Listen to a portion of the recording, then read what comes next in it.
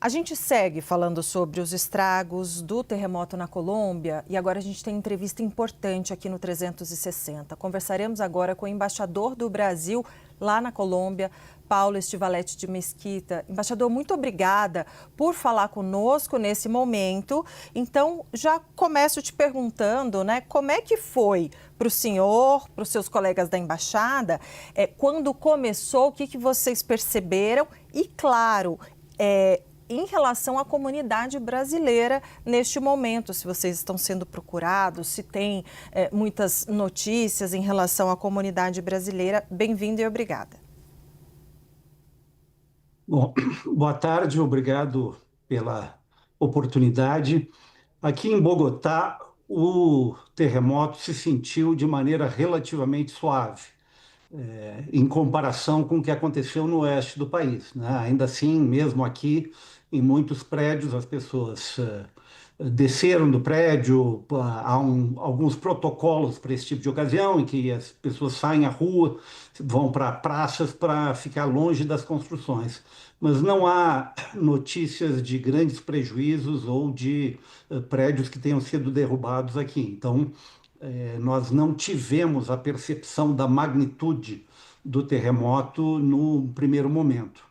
Mas aí começaram a chegar as notícias, né? O terremoto aconteceu por volta de 7h30 da manhã, no horário da Colômbia, e aí nós começamos a receber as notícias e os vídeos também das regiões mais afetadas. E aí nós começamos a buscar os contatos com os nossos amigos e com os nossos consulados honorários nessas cidades, e aí começamos então a nos preocupar. Mas até o momento não há nenhuma notícia de brasileiros que tenham sido afetados diretamente ou afetados de maneira que colocasse em risco a vida ou o bem-estar dos brasileiros nessas regiões.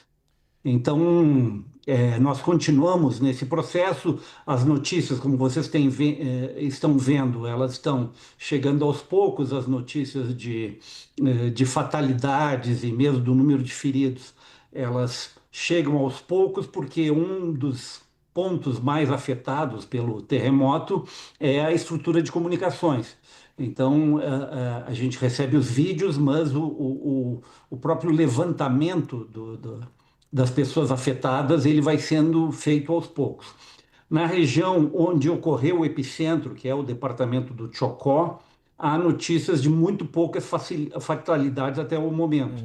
Mas é uma região muito pobre, com uma estrutura de apoio do Estado muito menor do que as outras cidades. Então é possível que haja notícias desafortunadas nas próximas horas e dias. Mas nós estamos atentos, temos os telefones de contato e continuamos buscando o contato com a comunidade brasileira nesses locais. Pois é, embaixador Yuri Pita falando aqui de São Paulo, agradecendo também a participação do senhor conosco. Queria exatamente para situar a nossa audiência, para quem não está acostumado, quais são as regiões em que há maior volume de brasileiros que vivem na Colômbia ou que estão, que os brasileiros costumam frequentar. A gente sabe que existe uma demanda de turismo, por exemplo, em algumas regiões como Cartagena, mas queria que o senhor nos situasse se essa região mais atingida pelo terremoto é uma região que pode ter uma participação maior da comunidade brasileira na Colômbia, ou se não, ou se os brasileiros costumam ficar em outras localidades mais afastadas da região mais atingida pelo tremor de hoje. Os locais onde se encontram mais brasileiros residentes na Colômbia são Bogotá, que, como eu disse, não foi muito afetada, Medellín, que é uma cidade que inclusive tem muitas empresas brasileiras, e também Cali, né? Mas aí num menor número. Cartagena é uma zona que recebe muitos turistas brasileiros. E a outra região que também recebe um número razoável e crescente de brasileiros é o que se chama aqui de o eixo cafeeiro, o eje cafeteiro, onde estão as cidades de Pereira, Manizales e Armênia. Dessas cidades, as que foram mais afetadas pelo terremoto são Cali, onde se tem notícias de um número importante de fatalidades, de algumas dezenas no departamento, a maior parte dos quais certamente em Cali, e também nessa região, esse eixo cafeeiro. Né? Mas até o momento, enfim, nós não tivemos notícias de nada aqui. O terremoto aconteceu na zona oeste do país, próximo ao Pacífico. E aqui, na Colômbia, a Cordilheira dos Andes se divide em 3 subcordilheiras, né, que se chama a Cordilheira Ocidental, essa do oeste, a Cordilheira Central e a Cordilheira Oriental, que é onde fica Bogotá. Então, as regiões de Medellín, Cartagena e Bogotá não têm notícias até o momento de danos maiores e nem de pessoas feridas de maneira significativa. Cali e o eixo cafeeiro são as regiões que nos preocupam. Nessas regiões, os aeroportos também estão com o serviço interrompido, pelo menos num primeiro momento, e um efeito possível, num primeiro momento, é inclusive planos das pessoas que se encontram aqui a turismo, para que possam se sair dessa região, talvez antecipar o seu retorno ou a sua partida para outras regiões. Mas até o momento nós não temos nenhuma notícia de nada que tenha acontecido com os brasileiros. A população brasileira residente na Colômbia, ela é relativamente pequena, sobretudo em comparação com os países do Cone Sul da América do Sul. Nós estimamos entre 10 mil e 15 mil os residentes permanentes brasileiros na Colômbia. E como eu disse, quer dizer, o grosso disso se encontra em Bogotá e Medellín. Cali tem uma população importante, mas já bem menor do que Bogotá e Medellín. Embaixador, a gente, como o senhor disse, né, o senhor está na capital, tem a concentração maior nessa região de brasileiros nessa região da capital, mas eu gostaria de entender politicamente como é que as autoridades as autoridades, né, do governo colombiano, a Defesa Civil, se há um alerta no celular, como é que eles lidam ali com uma situação como essa? A gente sabe que foi um dos piores de magnitude mais alta, terremotos ali na região, mas como é que foi a reação imediata? Como é que está sendo para a gente entender um pouco? A gente cobriu muito como foi na Venezuela, agora para entender aqui como se nosso outro vizinho também está reagindo a esse episódio.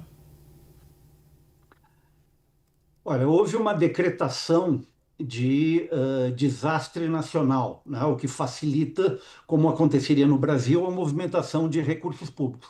Uma dificuldade que é prática é o fato de que houve uma transição de governo na última sexta-feira, né? Um novo presidente assumiu, e então é um momento de transição de equipes nos ministérios, mas a Colômbia tem um bom sistema de reação a esse tipo de desastre.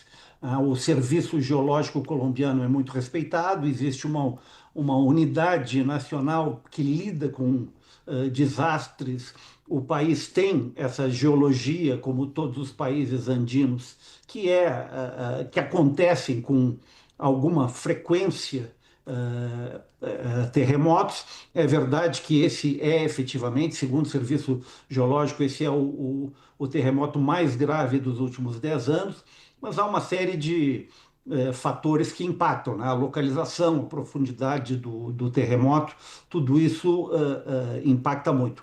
Há cerca de 40 anos atrás, houve um terremoto muito grave na região do eixo cafeeiro, justamente onde um povoado foi completamente soterrado, e isso, enfim, é uma história, uma memória muito marcante para todos os colombianos.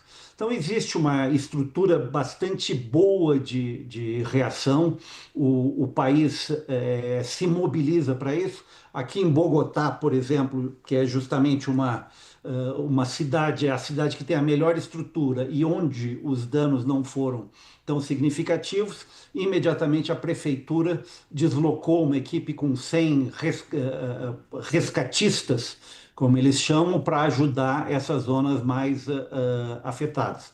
A cidade de Cali, que é uma que foi muito afetada, é uma cidade bastante desenvolvida, é uma região rica e que conta com suficientes recursos para lidar com isso. O eixo cafeeiro também é uma região muito rica. Então, existem mecanismos. Eu, pelo menos, não vi um alerta no telefone, ele talvez tenha sido mais voltado para cada uma das regiões específicas. Aqui, e realmente não faria sentido fazê-lo aqui em Bogotá, dadas as circunstâncias do que aconteceu aqui. Mas o país está bem equipado para isso. Eles agora, evidentemente, farão um levantamento dos danos de eventuais necessidades. O governo brasileiro, assim como vários outros governos, se ofereceram para apoiar na medida das necessidades, mas pelas informações disponíveis até o momento, não parece haver uma necessidade de apoio semelhante a que aconteceu no caso venezuelano, em que a magnitude foi muito maior, o número de pessoas que faleceram e o número de feridos e gente que estava presa nos escombros foi muito maior do que o que até o momento parece ser o caso aqui na Colômbia. E, nesse sentido, embaixador, queria colocar um ponto para o senhor, porque como nós acompanhamos na sexta-feira, foi empossado o novo presidente Abelardo de la Espriella e, coincidentemente, justamente na cidade de Cali, que é esta região e a cidade, né, o departamento de Cali foi um dos mais atingidos ali pelo terremoto de hoje. Como que o senhor avalia o fato de se ter tido essa coincidência temporal, um governo recém-impossado na sexta-feira e já com um desafio dessa magnitude na segunda-feira, mas o quanto a burocracia, a estrutura do poder público colombiano, né, a burocracia no sentido clássico weberiano da palavra, é bem preparado para que haja continuidade e que não tenha, que a despeito da mudança de governo, não haja nenhum tipo de interrupção para se enfrentar uma situação emergencial como essa? Os serviços de emergência, eles normalmente têm mais continuidade, né? Então, são os bombeiros, essa unidade que eu mencionei, essa unidade de risco que lida com riscos de desastre, esses são órgãos que têm uma burocracia razoavelmente estável. O que haverá é agora essa mudança de ministérios, e eu acho que o impacto maior talvez seja no esforço ou no desenho do esforço de reconstrução dessas áreas afetadas. Mas para o resgate imediato, para essa tarefa que está se enfrentando neste momento, eu acho que, enfim, o impacto naturalmente sempre há, porque há algumas poucas posições que são afetadas, mas eu não vejo que isso tenha afetado. É claro que é uma dificuldade adicional para o novo governo, né? Que o próprio presidente, o novo presidente, Abelardo, ele, neste que é o seu primeiro dia útil do seu novo governo, ele está se dedicando a liderar esse esforço em primeiro lugar, de atendimento da emergência. E terá também que, a partir dos próximos dias, pensar no esforço de recuperação. Claro que isso dificulta um pouco e muda um pouco a própria agenda do presidente, a agenda de alguns dos ministros diretamente envolvidos com esse tipo de esforço, como até mesmo o ministro do Interior ou o ministro da Defesa, que são os que lideram alguns desses órgãos. Mas nos órgãos propriamente das operações de resgate, há uma continuidade